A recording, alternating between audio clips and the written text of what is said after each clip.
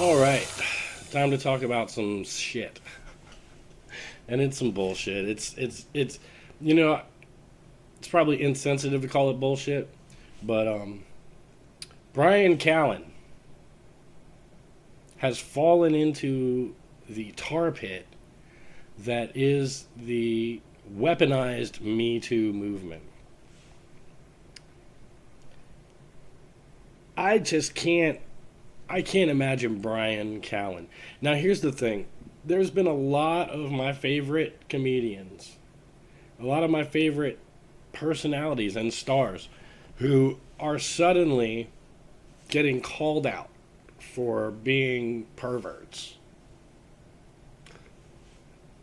And I just want to disclaimer before we start this because everybody's going to try to call me a pervert. I am a pervert. I am a perv, man. Like I like, you know, titties, asses, but I was way more perverted when I was young than I am now. I kind of grew into my sexual desires. I grew into my age. Uh, and there's never going to be any denying that a young girl is going to appeal to an old man. An old man is like, that's the only chance he's going to get a young girl. But when we're talking about these guys here, I have to err on the side of caution because these are guys who are my age and older who have not yet grown up.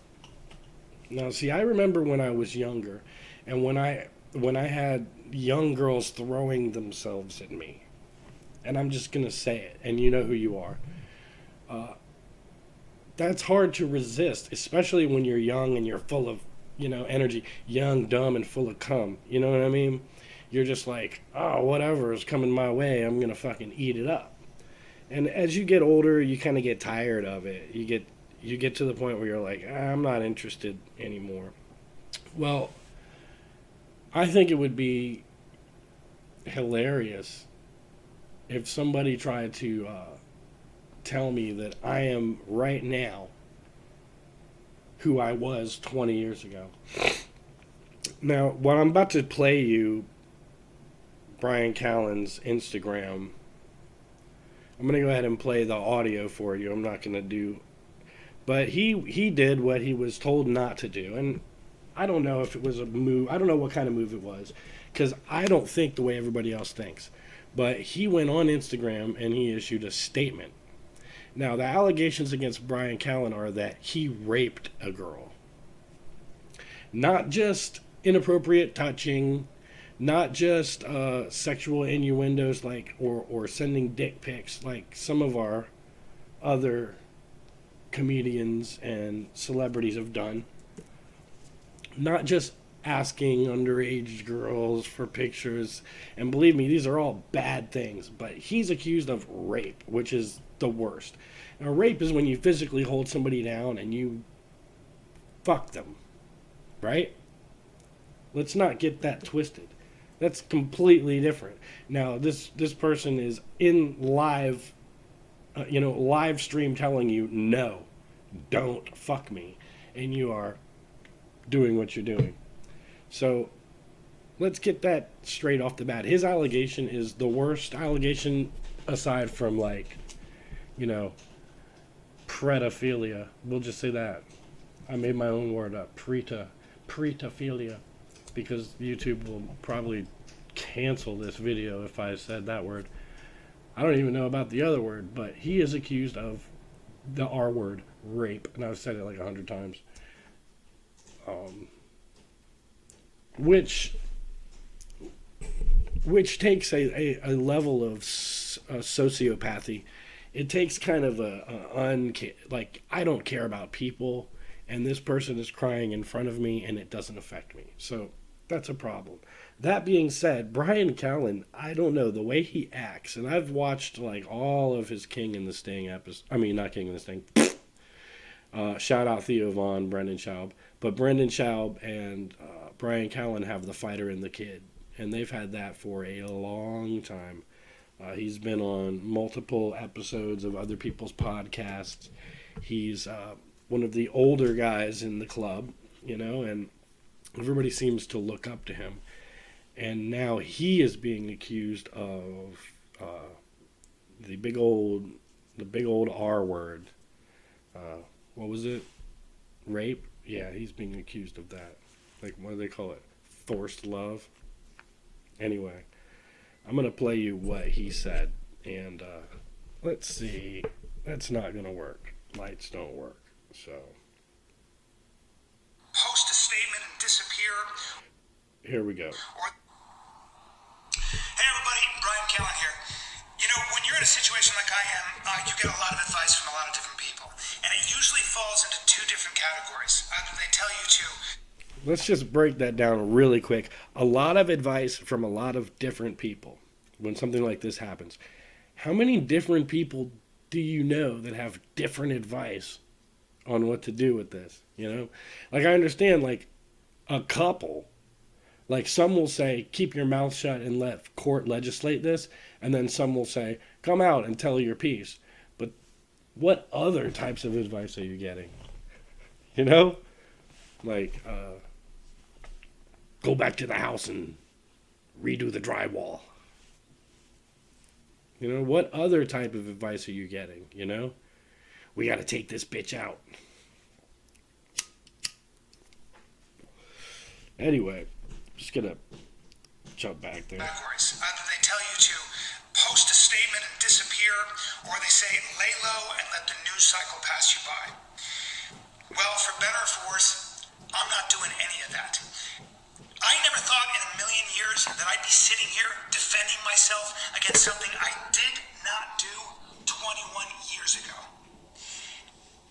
So, this is me saying that I categorically and absolutely deny all the allegations against me. I wanted you to see me say that. I didn't want to post some stale statement. I wanted you to hear that come out of my mouth. I have been... Fuck. Or they say, lay low and let the news cycle pass you by. Sorry, I'm an idiot. What I'm trying to do is... would ever recognize, and that's because that's not who I am. That is not what that's not something I could do. Those are things never did things that I couldn't do. Those are not things that I would ever do. That is not how I have ever lived my life. That's Bryan Callen. And by the way, this is not a video about cancel culture. This is not a video, it's certainly not a video about the MeToo movement. I happen to believe, and it's taken me, to be completely honest, it's taken me a while to come to this conclusion, to understand this. I believe that the MeToo movement is one of the most important movements of my lifetime, because for the first time in history... Now he's changing the subject and he's virtue signaling. I don't know about that. I would have just said, hey, that didn't happen. If it didn't happen, it didn't happen. If this has nothing to do with Me Too, and you're not going to make a video about the Me Too movement, then why talk about the Me Too movement and how appreciative you are of it? I think the Me Too movement is it's a good idea, but weaponized, it is a nuclear bomb. I'm just saying, weaponized, you can accuse anybody of anything at this point. I'm just waiting for the accusations to come in. Somebody from Tahiti. I've never been to Tahiti. Whatever. Anyway, let's just go and listen to the rest of this. Gives women recourse against the abuse of power. And that makes the world a better place. And that is not a political statement. That's just fair play. And I believe in fair play. But I also believe in due process. And we live in a very strange time where anybody can make an allegation against you and you are guilty until proven innocent. It's just a fact that social media and the press alone can act as judge, jury, and executioner. And I don't think that's good for anybody. And by the way, I don't know how to fix that. I don't think anybody in particular is even to blame. But when something like this happens, this is pretty much the only way you can defend yourself. So this is me standing up and saying that I have been falsely accused of terrible things that I did not do. And that's what I have to say. Thank you for listening. And I want to thank my fans for rallying around me. Your comments mean so much to me. And to be honest with you, I need them right now. I will be taking a leave of absence, obviously, for my podcast. That's pretty much it. So thank you very much. Thank you for listening. I appreciate it. All right. So, number one, I can just hear in his voice, man, he is really upset about this and he wants to fight it. That kind of tells me that he might be innocent here. Now, I do know that Hollywood is full of great actors. Hollywood is full of amazing actors who can make you think that they feel a certain way. You know, I get that. I don't know the truth. I don't know Bryan Callen, but I do know that I've watched like every episode. He's, become a part of my life, honestly, and so have many of these comedians. Chris D'Elia. What happened? Where's the Congratulations podcast? Was it taken off of YouTube? I haven't seen any new stuff pop up from him, and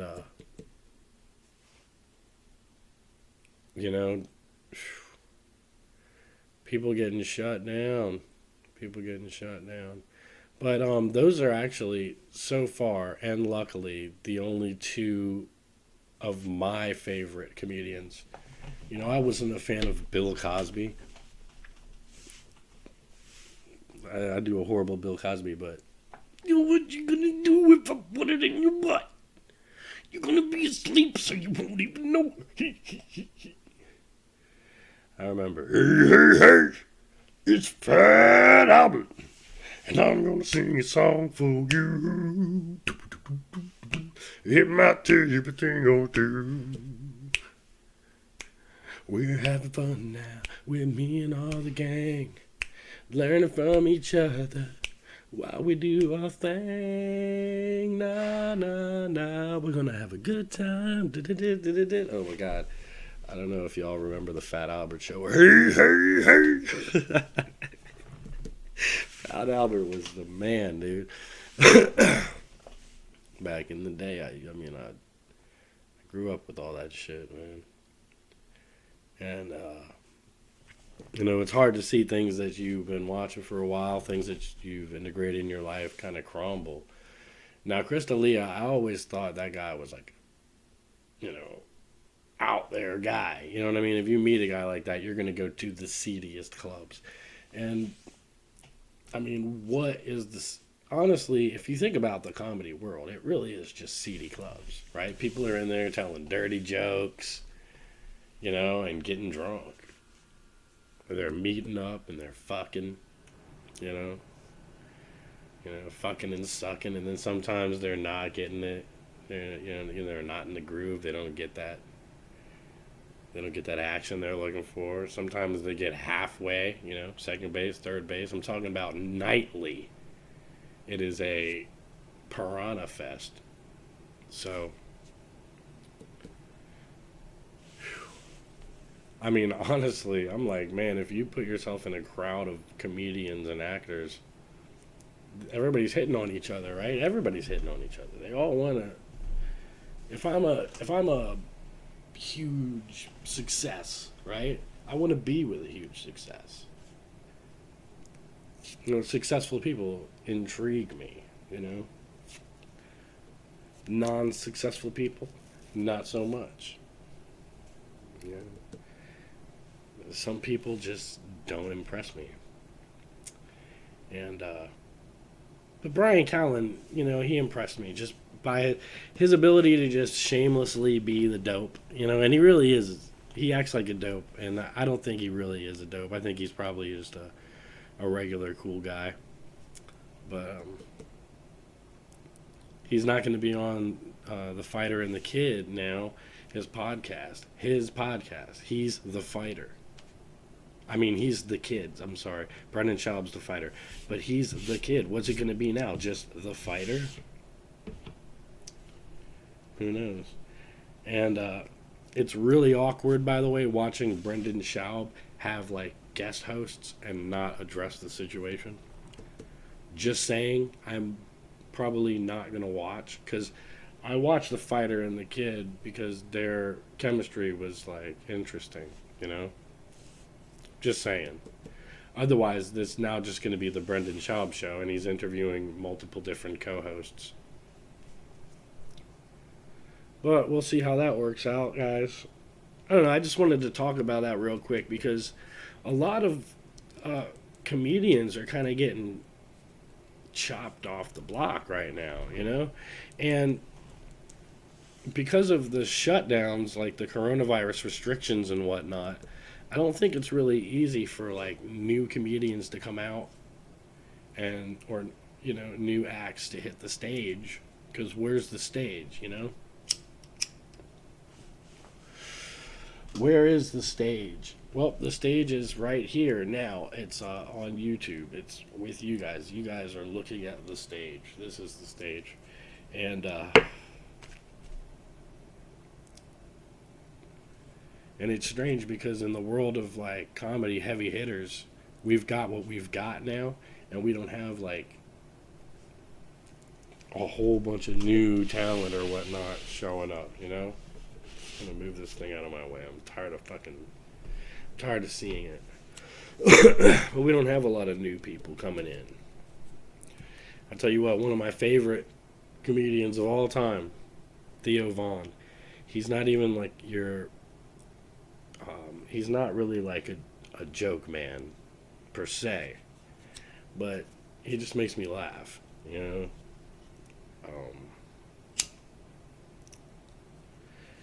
There's a couple of comedians out there that are politically oriented, and I liked them for a while, but I kind of got over it. I'm tired of anybody who's politically oriented is kind of shut down, and that might be what we're looking at here. Bryan Callen has a lot of conservative viewpoints, and it's very possible that he's just being taken off because he's talking too many conservative viewpoints. And that to me seems like the most logical thing that's happening here. I don't want to see the fighter and the kid go because that's a way for me to waste an hour of my day. But there's a couple shows, you know. The Congratulations podcast with Chris D'Elia, I used to listen to that. And it wasn't like it was just extremely funny. It's just like some people you get used to being around, you know? And you don't want them to stop doing what they're doing because that would just seem kind of sad, kind of tragic. Anyway, I'm supporting him right now because I do not believe that anybody should be coming forward to ruin the life. See, what it seems to me a little bit unfair. Let's say somebody did something to you 20 years ago, right? And now they have lived 20 more years and built up 20 more years of life and experience. And then you want to attack them in a completely different state than they were before. I believe in attacking the criminal when he's a criminal because I also believe in reformation, and I believe that people can change and become better people.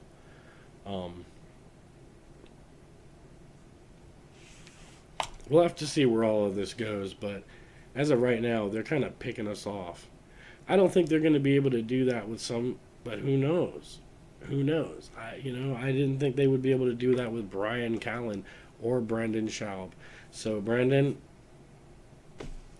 be careful. I know you're a family man. You spend all your time with your kid, and I know that's what they show out there, but